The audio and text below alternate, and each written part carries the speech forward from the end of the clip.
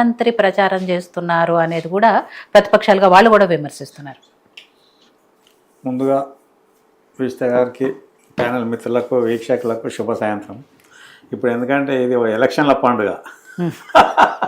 గ్రామాలల్లో sarpanch nomination, అదే sarpanch ward member nomination వేసిన కాడ మొదలుపెట్టి రిజల్ట్ వచ్చే రోజు దాకా కూడా ఫుల్ తాగుడు తినడు, మొత్తం అదొక ఫ్యాషన్, ఒక దాన్ని ఏమంటారు, ఒక క్రతువు అయిపోయింది ఇక్కడ తెలంగాణలో. ఇది ఏదైతే ఉందో మొట్టమొదట ఇవన్నిటికి కారణం ఏదైతే ఉందో ధనమూలం మీదం జగత్, సృష్టికి మూలం డబ్బు.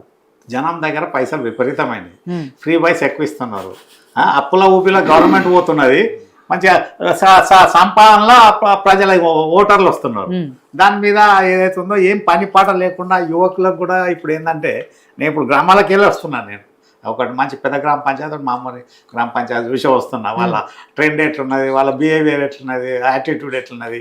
ఇంకొకటి ఏదైతే ఉందో, ఇప్పుడు ఈ ఫేజ్ 1లో దాదాపు 4236 గ్రామ పంచాయతీలు, 37,440 వార్డు మెంబర్స్ చేస్తున్నారు. ఇది ఏదైతే ఉందో ఇక్కడ అన్నిటికంటే మొదలు గ్రామ స్వరాజ్యం అనేది ఏదైతే ఉందో రాజ్యాంగబద్ధంగా వచ్చింది కాబట్టి దాని మీద ఏదైతే ఉందో గ్రామ స్వరాజ్యము రాజ్యాంగబద్ధంగా ఏదైతే ఉందో డెమోక్రసీ, ప్రజాస్వామ్యం అన్న దాని మీద అవన్నీ తుంగలు దొక్కేసారు. మేము చూసినప్పటికీ ఇప్పటికీ జమీన్ అంటే ఆకాశానికి భూమికి ఉన్నంత తేడా, నక్కకు నాగలోకంకు ఉన్నంత తేడా అయిపోయింది. ఇప్పుడు విపరీతంగా ఎవల్యూషన్ ఏదైతే ఉందో ఎలక్షన్స్లో సర్పంచ్లా మేము చూసినప్పుడు చిన్నప్పటి నుంచి జ్ఞానం వచ్చిన నుంచి మొదలు పెడితే ఈ రోజు వరకు చూసే ఎలక్షన్స్ ఎవ్రీ 5 yearsకు దాని ట్రెండ్ ఏదైతే ఉందో అది వికృత రూపం దాలుస్తుంది. వికృత రూపం. అడవి మనిషి అవుతలేడు, మనిషి అడవి మనిషి అవుతున్నాడు. ఇంకొకటి ఏంటంటే, ఈ గ్రామ పంచాయతీ ఎలక్షన్ల అంటే ఈ నాన్ అఫీషియల్స్లా చాలామంది తెలియదు. వార్డు మెంబర్ దగ్గర మొదలుపెట్టి ప్రెసిడెంట్ ఆఫ్ ఇండియా వరకు ఓన్లీ ఒకటే పోస్టుకు చెక్ పవర్ ఉన్నది. సర్పంచ్ ఒకరికి చెక్ పవర్ డ్రా చేయడము, పై చేయడం అనేది. కాకపోతే దానికి సెక్రటరీ ఆడడం ఏదో పెట్టేసారు. కానీ ఓన్లీ రాజ్యాంగబద్ధంగా ఒక సర్పంచ్కు చెక్ పవర్స్ ఉన్నది. ఇక్కడ వీళ్ళు ఏదైతే ఉందో ఆక్షన్ చేసుడు అన్న దాని మీద ఏదైతే రకరకాల రీజన్స్ ఉన్నాయి దానికి. ఒకటి కంపారిటివ్లీ ఆక్షన్ చేసింది ఇప్పుడు ఈ ఫేజ్ 1 ఆక్షన్లో కూడా గత ఎలక్షన్ల కంటే తక్కువనే ఆక్షన్ అయినాయి, ఎక్కువ కాలేదు. కాకపోతే అప్పటికిప్పుడు సోషల్ మీడియా ఎక్కువ చేసింది, దాన్ని రకరకాలుగా ఇది చేస్తున్నారు. ఇక్కడ ఎందుకు ఇదవుతుందంటే, ఈడ ఒకటి ఇందులో చాలా కారణాలు ఉన్నాయి అది యాక్షన్ చేయడానికి, వేలం వేయడానికి. ఒకటి ఏదైతే ఉందో కోరిక, నేను చేయాలన్నది ఉన్నది డబ్బు. ఇప్పుడు వీళ్ళు ఎవరు ఇక్కడ ఈ నియో రిచ్ గ్రామాలకేసి అర్బన్ల, సబర్బన్లా, లేకపోతే సరౌండింగ్ మొఫసిల్లు, డిస్ట్రిక్ట్ లెవెల్లో, సిటీ లెవెల్ ఉన్న వాళ్ళు వీళ్ళు ఏంటంటే నేను కూడా ఒకసారి సర్పంచ్ చేయాలన్న వాళ్ళ ఆకాంక్ష అన్నట్టు. చేద్దాం, పైసలు ఉన్నాయి కదా, ఏమున్నది, ఏం చేయాలి, అరే మనం ఒకసారి సర్పంచ్ అనిపించుకోవాలన్న రీజన్లో పైసలు పెట్టడానికి తయారయ్యారు. ఇంకొకటి ఇక్కడ కొందరు ఏంటంటే సెల్ఫిష్ ఇంట్రెస్ట్ ఉంది. పెద్ద గ్రామ పంచాయతీలలో ఏమైనా ఉంటాయి, మన ఫండ్స్ వస్తాయేమో, అందులో దిగినాక తెలుస్తుంది లోతు, వినరా, అది వల్ల నాకు తెలియదు ఎంత వస్తుంది ఏమన్నది దాని మీద. అయితే అట్లా ఇంకోటి ఏదైతుందో ఇది ఒకందుకు అంటే అవుట్ ఆఫ్ అది ప్రజాస్వామ్య విలువలను పక్క పెడితే వీళ్ళు యాక్షన్ చేసిన దాంట్లో ఏదైతుందో డబ్బులు పెడితే గ్రామ పంచాయతీకే యూటిలైజ్ అవుతుంది. గ్రామ పంచాయతీలో ఇక్కడ సర్పంచులు కరెక్ట్ ఉండి, వాళ్ళు మన వార్డు మెంబర్స్ కరెక్ట్ ఉండి, గ్రామ సభలు కరెక్ట్ ఉండి, జనరల్ బాడీ కరెక్ట్ నడుస్తుంది అంటేనేమో దాంట్లో వాళ్ళు పత్తి ఉంటుంది. వాళ్ళు ఇచ్చింది ఒకటి చిన్న దానికి, ఎందుకంటే డబ్బులు ఎక్కువ ఉన్నోడు నేను ఏమన్నా చూపించుకోవడానికి.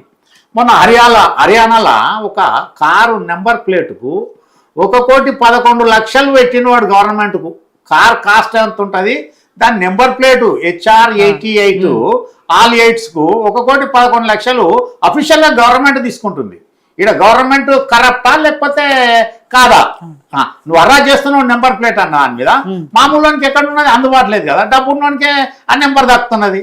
నువ్వు సీరియాటం ప్రకారం రిజిస్ట్రేషన్ లేకపోతే డిప్ అన్నది ఎక్కడ ఉంది, ఎక్కడ లేదు. ఇక్కడ గవర్నమెంటే ఒక ప్రోత్సహిస్తుంది. మన దగ్గర కూడా మొన్న దాదాపు 10 లక్షలు, 15 లక్షలు, 5 లక్షలు, 6 లక్షలకు నెంబర్ అమ్ముకుంటుంది గవర్నమెంట్. అంటే దాన్ని ఏమంటారు, రాజ్యాంగబద్ధంగా అంటారా? అది కూడా ఒక వీళ్ళు official dacoitism, official robbery, official corruption అన్నట్టే కదా, ఆథరైజ్డ్ కరప్షన్. ఆ రకంగా వాళ్ళు ఉన్నారు.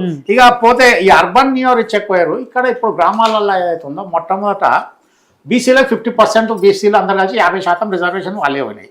ఇక మిగతా 50% కూడా ఊర్లల్లో ఇప్పుడు ఏదైతుందో అగ్రవర్ణాలు ఎక్కడ కూడా నేను తెలిసి తింపి కొట్టే 10-15% కూడా వీళ్ళు కాంటాక్ట్ చేయరు మనకు పోల్ డేటా వచ్చిన తర్వాత.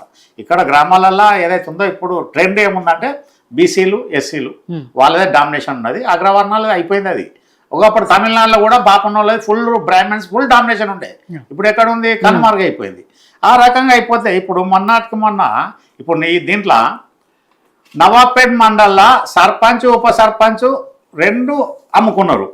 తర్వాత గొర్లకాన్ తోటి సర్పంచ్ 57 లక్షలకు పోయింది, లింగాపురం సర్పంచ్ 34 లక్షలకు పోయింది, గద్వాల్ మండల్లో కొండాపల్లి సర్పంచ్ 60 లక్షలకు పోయింది.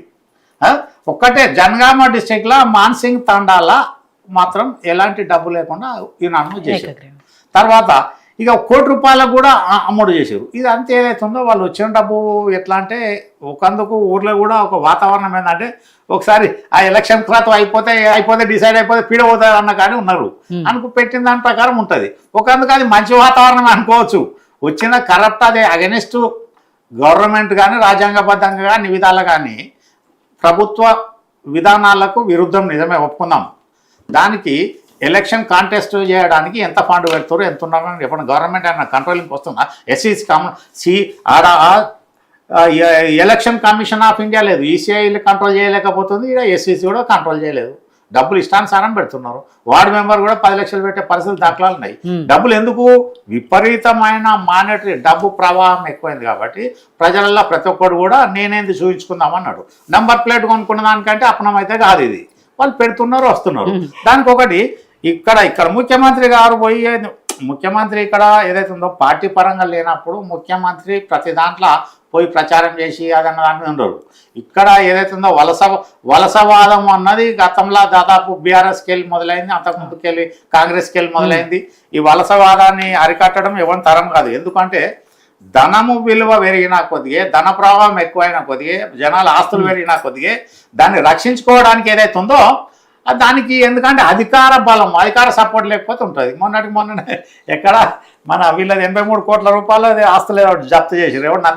ఎవరైనా మన మైపాల్ రెడ్డి ఏది మన Patancheru ex-MLA Mypal Reddy brothers sisters వీళ్ళు 300 కోట్లు 400 కోట్లు రాయల్టీ గవర్నమెంట్కి గండి కొడితే మొన్న ఈడీ అటాచ్ చేసింది.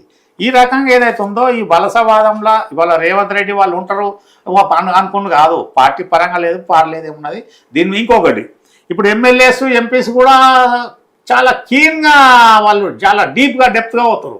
ఏ గ్రామంలో ఎవడు ఉండాలి ఏం సంగతి వాళ్ళు కూడా ఈక్వేషన్ వర్కౌట్ చేసి డిసైడ్ చేసే డెసిషన్కి వచ్చింది. మేము చూసినప్పటి నుంచి సర్పంచ్ ఉండాలంటే పలానా అంటే గతంలో ఏదైతే ఉందో 50 ఏళ్ళ కింద 40 ఏళ్ళ ఒక్కొక్కరు 20 ఏళ్ళు 25 ఏళ్ళు సర్పంచ్ చేశారు కంటిన్యూ. వాళ్ళు ఉండమని చెప్పారు. వాళ్ళు ఏదైతే ఉందో డిగ్నిటీ డెకోరం కోసము గ్రామాభివృద్ధి కోసం వాళ్ళు చేయడం జరిగింది. వాళ్ళ మీద ఇటువంటి ఇంత డబ్బు ప్రభావం లేదు, ఇది ప్రజల ఒత్తిడి లేదు, ప్రజలలో అంతా ఫ్రీడమ్ లేదు, మేము ఆకాంక్ష కూడా లేదు. ఆ రకంగా వీళ్ళు ఏదైతే ఉందో ఇప్పుడు ఆ సిస్టమ్ మారిపోయింది. ఇప్పుడు ప్రతి ఒక్కళ్ళ దగ్గర డబ్బులు నేను ఇప్పుడే వస్తున్నాను మెదక్ నుంచి చూసిన, నేను ఒక 4-5 గ్రామాలలో చూసినా అంత మొత్తం యూత్ కార్లు వేసుకొని లైన్ కట్టారు నామినేషన్కు. ఇక ఎక్కడ వాళ్ళు పని చేయాల్సిందేంది, ఇంత మ్యాన్ పవర్ ఎక్కడ వేస్ట్ అవుతుంది. గవర్నమెంట్ స్టేట్ గవర్నమెంట్ కానీ సెంట్రల్ గవర్నమెంట్ కానీ చిత్తశుద్ధి లేదు. మ్యాన్ పవరు ఇంత ఉన్నప్పుడు వాళ్ళకు మనం ఏదైతే ఉందో ఇవాళ ఎంత ప్రొడక్టివిటీ పెంచుకోవాలి, జీడిపి ఎంత పెంచాలి, ఎకానమీ ఎంత పెంచాలి అనే దాని మీద ఎక్కడ కూడా వీళ్ళకి లేదు. ప్రతి ఒక్కరు కూడా ఎట్లా పవర్ రావాలి ఎంజాయ్ చేయాలన్న కాడికి ఉన్నది. అట్లా వదిలిపెట్టేసి వీళ్ళు యాక్షన్ చేసుకుంటే తప్ప ఒప్ప అన్న దాని మీద ఇది చాలా భయంకరమైన సిచ్యువేషనే. కాకపోతే ఏంటంటే డబ్బున్నోడు దికావా అంటారు దాన్ని, నేను చేసిన అని చెప్పుకోవడానికి క్రెడిబిలిటీ కోసం డబ్బులు పెట్టి ప్రజల మీద ఇక చూపెడుతున్నారు. ప్రతి ఒక్కరికి ఊర్లలో కూడా ఇవాళ గుడిసున్నా కూడా గుడిసిన ముందట కారు ఉన్నది, బైకులు ఉన్నాయి.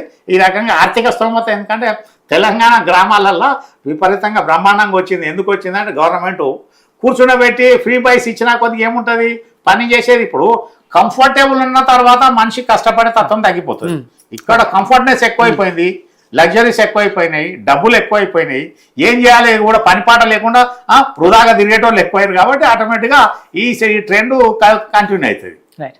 సో చిన్న బ్రేక్ తీసుకుందాం అండి. బ్రేక్ తర్వాత ఈ విషయాల గురించి మరిన్ని మాట్లాడదాము. డిబేట్లో స్మాల్ బ్రేక్.